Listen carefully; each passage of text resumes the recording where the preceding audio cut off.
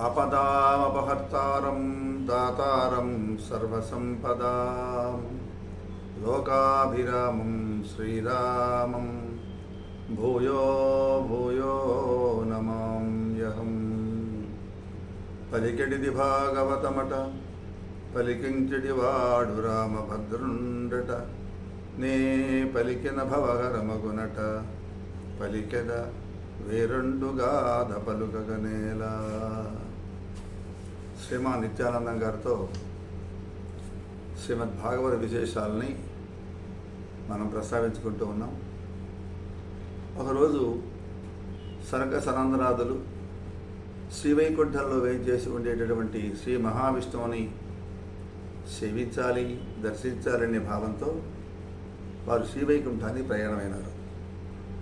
శ్రీ మహావిష్ణువు పాలించేది బంగారు విమానాలెక్కి విహరించే పుణ్యపురుషులతో నిండినటువంటిది, మహావైభవోపేతమైన మహాప్రభావంతో శోభిల్లేటటువంటి ఆ శ్రీ వైకుంఠ ధామాన్ని లోక కళ్యాణ స్వరూపులైన సనక సనందనాథులు ఎంతో సంతోషంతో వేగవేగంగా వడివడిగా నడుచుకుంటూ వెళ్ళారు. ఆ అరవింద దళాయతాక్షుని దర్శించాలి అనే కుతూహలంతో మహర్షులు వేరే దృష్టి లేకుండా కేవలం మంచి మరగతమణి తోరణాలతోటి, స్వర్ణమయమైన గోపురాలతోటి, రత్నమయాలైన కవాటాలతోటి గడపలు తొప్పుతున్నటువంటి ఆ శ్రీవైకుంఠ మహాద్వారాలను దాటి 7వ మహాద్వారం దగ్గరికి వెళ్ళారు. ఇక్కడ 7వ మహాద్వారం అనగానే మనకు శ్రీరంగం జ్ఞాపకం వస్తుంది. శ్రీరంగధామం ఎలా ఉన్నది? సప్త ప్రాకార మధ్యే 7 ప్రాకారాలు ఉన్నాయి. ఆ 7 ప్రాకారాల లోపల శ్రీరంగధాముడు, శ్రీరంగనాథుడు వేయించేసి ఉంటాడు శయనమూర్తిగా. అది కదా శ్రీరంగం అంటే. వైకుంఠం ఏమడం అంటే భూలోక వైకుంఠం అంటారు. అట్లా శ్రీవైకుంఠంలో కూడా 7 ద్వారాలు ఉంటాయట. ఆ 7వ ద్వారం దగ్గర చేరారు.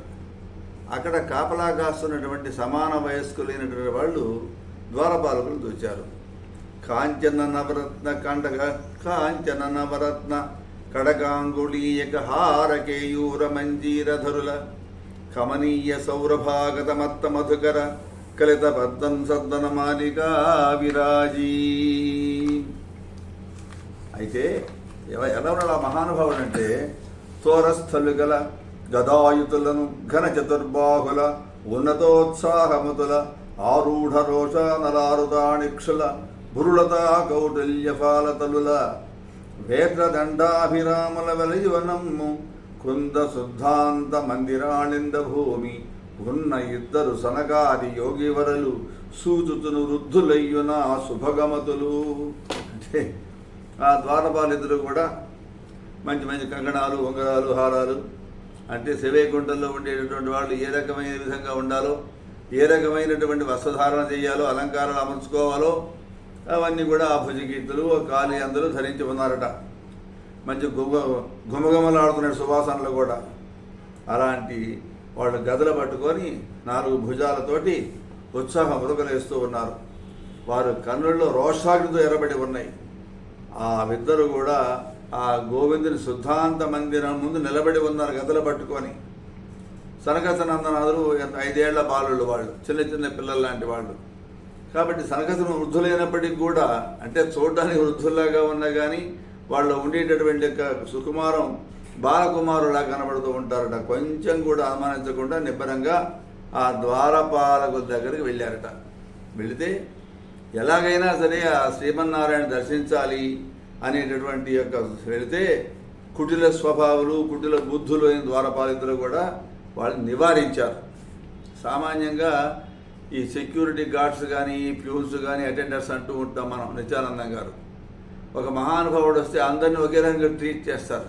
ఇప్పుడు కాదు బాబాయ్, సార్ బిజీగా ఉన్నారు, మా అయ్యగారు బిజీగా ఉన్నారు, బాబాయ్ ఇప్పుడు కాదు బా, ఇట్లా మాట్లాడుతూ ఉంటారు, చిన్న పెద్ద లేకుండా. ఆ విచక్షణ జ్ఞానం లోపించినటువంటి ఆ ద్వారపాలకులు వీళ్ళ విషయంలో కూడా అట్లాగే పొరపడబడ్డారట. వాళ్ళకి అప్పటికి దాంతో ఈ సనకాదులకి కోపం వచ్చింది. వారి కందులు ఎల్లబడ్డాయి. ఇదంతా దేవతల పైన విస్తుపోయి చూస్తూ ఉన్నారు, ఏమవుతుందో చూద్దామని చెప్పి. ఆ మహర్షులు సనకసనందనాథుల కలకలాన్ని వారిస్తూ వాళ్ళంతా వింటూ ఉండగా వాళ్ళు అన్నారు, ఏమిటా నీకేం పని ఇక్కడ, నీకేం ఎందుకు వస్తున్నావు ఇక్కడ నువ్వు అని చెప్పి వాళ్ళని నివారించారు వాళ్ళు. ఇట్లా పలికేపటికల్లా ఈ ద్వారపాలకులు జై విజయులు అంటాం కదా, వాళ్ళు అన్నారు, మీరు మమ్మల్ని అడ్డగించడం చాలా చెడ్డ పని.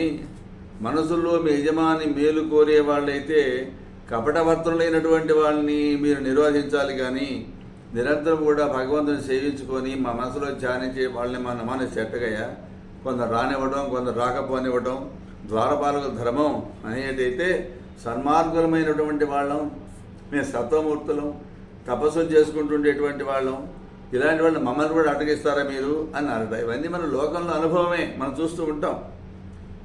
ప్రశాంతంగా, దివ్యంగా, మంగళకరంగా ఉన్నటువంటి నారాయణమూర్తి ఎవరితోనూ కూడా విరోధం లేనటువంటి వాళ్ళు కదా, మీరు ఈ రకంగా మన ఇబ్బంది పెడుతున్నవే, ఇది సరైన పద్ధతి కాదు అని చెప్పారు. అయితే లోకంలో దోషులైనటువంటి భటులని రాజులు దండించినట్లుగా భగవంతుడు దండిస్తూనే ఉంటాడు తప్పు చేసినటువంటి వాడిని. ఇప్పుడు ఏమవుతుంది, మేము మర్యాదస్తులమేము, మాకు వైకుంఠవాసులు తేడా ఏముంటుందయ్యా అని చెప్పి వాళ్ళు ఎంతగానో మంచిగా చెప్పినా కూడా వాళ్ళు వినలేదు. ఇప్పుడు వీళ్ళు శపించారు వాళ్ళని, ఇలాంటి పాపం చేస్తున్నారు మీరు, కాబట్టి మిమ్మల్ని శపించవలసి వస్తుంది. కాబట్టి ఏమన్నారు వాళ్ళు, మీరు కామక్రోధాది గుణాలతోటి, శత్రుగుణాలతోటి భూలోకంలో పుట్టండి అన్నారు. అంటే దివ్య వైకుంఠ ధామంలో వేంచేసి ఉండేటటువంటి జయ విజయులు నిత్యము కూడా ఆయన అలాగే సారోగ్య సాయుధ్య సామీప్య సారూప్య మోక్షాలని కరతలామలకం చేసుకున్నటువంటి ఈ జయ విజయులు ఈవేళ సద్భావమైనటువంటి వాళ్ళు భాగవతోత్తములైనటువంటి సనకసనందనాథుల్ని అడ్డగించి వాళ్ళు అవమానించినందువల్ల శాపం పెట్టారు సనకసనందనాథులు. మీరు భూలోకంలో పుట్టి శత్రుగుణాలతో ఉండండి అని వాళ్ళు అన్నారు. ఇది విన్నటువంటి జయ విజయులు ఉలిక్కిపడ్డారు. పరమ దారుణమైనటువంటి ఈ మాటలు అయ్యో విన్నామే అని చెప్పి ఈ బ్రహ్మవేత్తల శాపాలన్నీ కూడా ఖచ్చితంగా జరిగే తీరుతాయి. నమిథ్య ఋషిభాషితం అంటారండి. నమిథ్య ఋషిభాషితం అంటే ఋషులైనటువంటి వాళ్ళు, సనాతనులైనటువంటి వాళ్ళు, ధర్మ ప్రవర్తకులైనటువంటి వాళ్ళు, పెద్దలు, ఒక శ్రేష్ఠులైనటువంటి వాళ్ళు కనుక మాట అంటే వాళ్ళు వశ్యవాక్కులు కాబట్టి ఆ మాట అయ్యే తీరుతుంది. కాబట్టి పెద్దవాళ్ళ కోపం తెప్పించవద్దు. సీంట్స్ అంటాం కదా, అంటే సాధు పురుషులకి, సాత్వికులకి, మంచి భగవత్ సాధకులకి కోపం తెప్పించవద్దు అంటాం. ఈవేళ ఆ కోపానికి గురైనారు జయ విజయులు. ఇప్పుడు ఏం చేశారు వాళ్ళు, భయపడిపోయి చేతులు జోడించి, అయ్యా మా వల్ల పొరపాటు జరిగిపోయింది, మీరు మహానుభావులు, మీరు మా మనసు నొచ్చుకునేట్లుగా కఠిన వాక్యాలతో మమ్మల్ని మందలించారు, మేము మా హృదయాల్లో బాధపడలేదు ఎందుకంటారా, మేమంటే సాధుజనులను అవమానించినటువంటి వాళ్ళు మా జీవితం వ్యర్థమైపోయింది, మా పాపం వల్ల మీకు కోపం తెప్పించి మమ్మల్ని శాపం పాలు చేశారు, అయితే కానివ్వండి, కానీ మాకు శుభం కలిగేట్టుగా చెయ్యండి అని ప్రార్థిస్తే అది ఎలా సాధ్యమవుతుంది?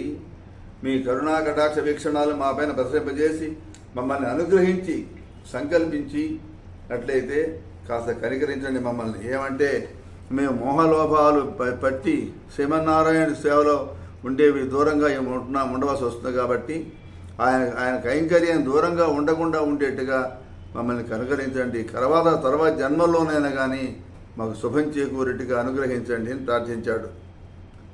ఇట్లా ఈ జయ విజయులు సనకానందనాథులు మాట్లాడే సమయంలో శ్రీ మహావిష్ణువు లోపల నుంచి ఇవన్నీ కూడా విన్నాడు. వెంటనే అమ్మవారితో సరసల్లాపాలతోటి ఆ శృంగార కలాపాలు చాలించి శుద్ధాంత భవనంలో ఉన్నటువంటి చక్కని ద్వారాలు తెరుచుకుంటూ బయటికి వచ్చాడు. శరణాగతుల కష్టాలు పోగొట్టేటటువంటి అనంత వైభవాలు అనుగ్రహించే నారాయణమూర్తి తన స్వరూపంతో సాక్షాత్కరించాడు. అప్పుడు లక్ష్మీదేవి కూడా కొంచెం తొట్టుపాటుకు గురయ్యింది. ఆయన వెంటనే ఆమె కూడా వచ్చింది. పరమహంసులైనటువంటి మునివరేణ్యులకు నిత్యము కూడా అదేమంటామంటే వందనీయాలైనటువంటి పాదార విందాలు యందు మనసు లగ్నం చేసేటటువంటి వాళ్ళకి ఈ రకంగా అవమానం కలిగించారు అని చెప్తుండగా అప్పుడు ఆ యోగి వాసుదేవుడు అన్నాడు, అయ్యా జరిగింది జరిగిపోయింది, ఒక్క పని చేద్దాం మనం అన్నాడు. ఏమిటి అంటే మీకేం ఇబ్బంది ఏమీ లేదు, మీకు ఇది మంచిగా జరుగుతుంది అని చెప్పాడు ఆయన. చెప్పి ఆ రకంగా గరుత్మంతుని మీద చాలా చెడమ చేయి ఆనించి ఉన్నాడు. ఆ చేతికి అలంకరించినటువంటి భుజగీతులు, కడియాలు, కంకణాలు ముచ్చటగా ఉన్నాయి. స్వామి తన కుడి చేతులు అందమైనటువంటి లీలారవిందాన్ని ధరించి అలా చక్రాన్ని తిప్పుతూ ఉన్నాడు. అలాంటి సమయంలో ఆ నారాయణమూర్తి ఏం చేశాడు అనేది తర్వాత దాంట్లో మనం వింటాం.